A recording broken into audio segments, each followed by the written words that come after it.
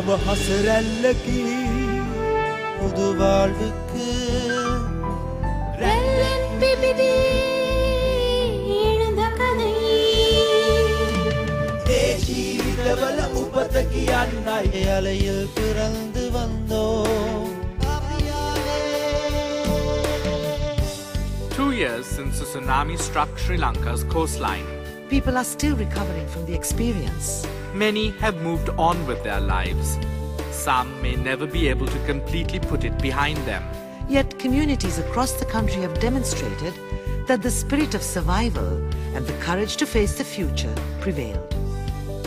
This television series is dedicated to those who overcame the challenge amidst the greatest odds. To rebuild their lives and livelihoods through cooperation and collaboration. And by developing partnerships. This is their story.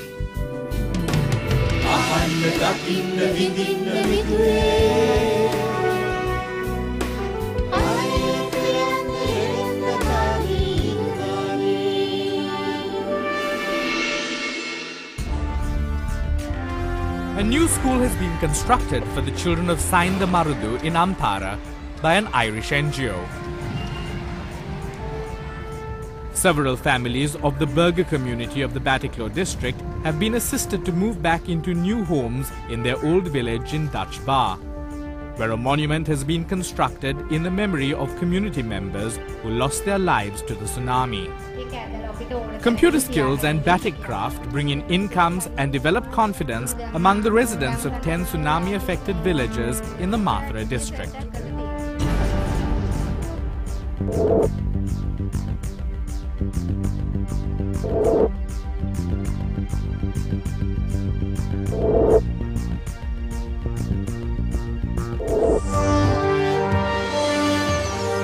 Traditional livelihoods have in many cases been the foundation upon which communities affected by the tsunami have been able to build their recovery initiatives upon. Of course, this often required a helping hand from other stakeholders in the recovery process too, as we see in the case of this community of mat weavers in the Batticaloa district.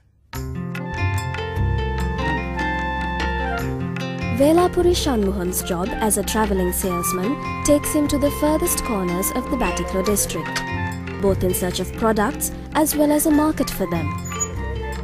Over the past 17 years, he has regularly visited Trincomalee for the specialty of this village, products made of woven reeds.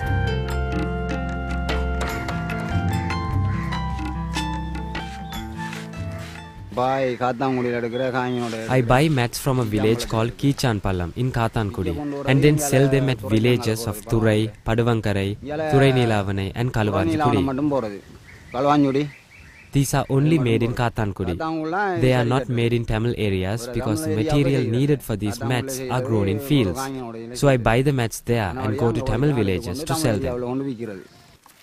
Skilled in the art of weaving, the residents of this village have managed to sustain themselves through their craft, as it is something they know well and can engage in even under the most difficult conditions. This is a handicraft, so it is difficult for us to forget it. We took the reeds from here to the camps and we wove mats even there. But it was difficult to do it there because there were no raw materials. All the materials we need are here. Our people are capable of engaging in this industry even if it is on a small scale. Reed grasses grown in eastern Sri Lanka for centuries have always provided the basis for family incomes, especially to Muslim women. The grass, which is harvested and dried, makes up the raw material for the weaving of mats, baskets and ornaments. The weaving tradition in this part of eastern Sri Lanka too goes back generations. But the past few years of conflict and then the tsunami have taken its toll on the community. The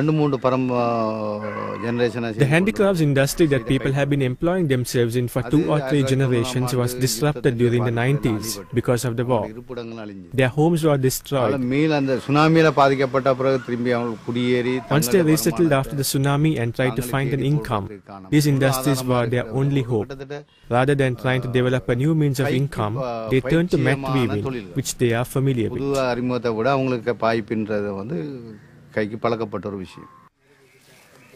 With the support of an INGO, Mercy Corp, the Social Welfare, Economic and Environmental Development Foundation of Batticaloa stepped in to assist the weaving community to build up their incomes.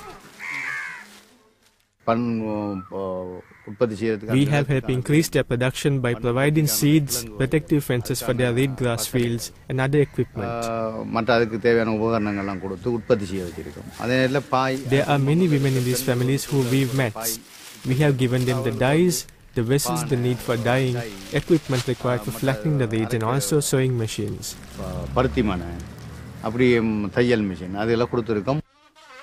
The additional support they receive has helped the weavers of Kichan Pallam develop themselves. We will be able to develop if we continue with this business. Other occupations only provide a small income. We make more money from this industry, and we were able to save in order to build our houses.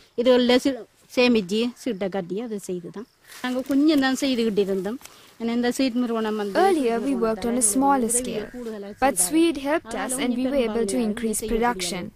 We used to grow the reed grass on this land, but now we grow more reed grass on the field that they gave us.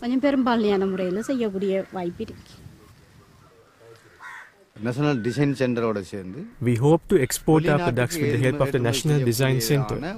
They will educate us on what the demands are and train us to increase our production. A mat is now sold for 300 rupees, but we will be able to sell a bag for 1000 rupees, although less raw material is involved. As Swede initiated assistance including training and market awareness programs, the women have been able to expand their product range and increase incomes. We make products like bags, hats and handbags. Earlier we only made mats. Swede arranged for a teacher to train us to design other things too. Velapuri Shanmuham leaves Kichan Pallam with his purchases, which he will take to other parts of the district, spreading the news of the new products he has procured.